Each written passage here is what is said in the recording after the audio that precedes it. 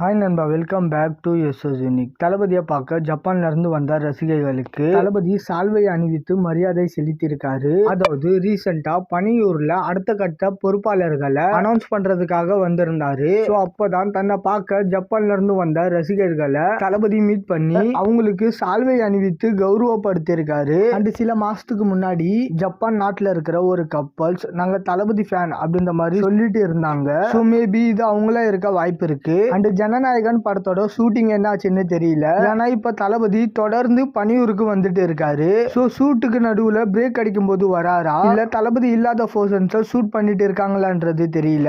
H Vinod அவர்களுடைய positive and negative இதுதான். அதாவது ஷூட்டிங் நடக்கிறது தெரியாது, பெருசா ஷூட்டிங் பார்ட்ஸ் வீடியோஸ் லீக் ஆகாது. சோ பிரைவசிக்கு அது நல்ல விஷயமா இருந்தாலும் ஷூட்டிங் எங்க போயிட்டு இருக்கு எப்படி போயிட்டு இருக்குன்னு ஒரு அப்டேட்டே கிடைக்காது. அந்த தளபதி ரீசெண்டா தான் ஆதவ் அர்ஜுன், ராஜமோகன், ஏடிஎம்கே நிர்மல்னு சொல்லிட்டு ஓரளவுக்கு பேரு தெரிஞ்ச முகங்களை பொறுப்பாளரா நியமிச்சிருந்தாரு. தளபதி அவங்க மேல வச்சிருந்த நம்பிக்கை அண்ட் அவங்களுக்கு கொடுத்த வாய்ப்பை அவங்க கரெக்டா பயன்படுத்துறாங்களான்னு சொல்லிட்டு வெயிட் பண்ணி பார்க்கலாம். அண்ட் இந்த மாதிரி தளபதி பத்தின அப்டேட் தெரிஞ்சுக்க மறக்காம எஸ்எஸ் யூனிக் சேனலை சப்ஸ்கிரைப் பண்ணி சப்போர்ட் பண்ணுங்க. இதோட வீடியோ முடிச்சுக்கிறேன். ஓகே, பாய்.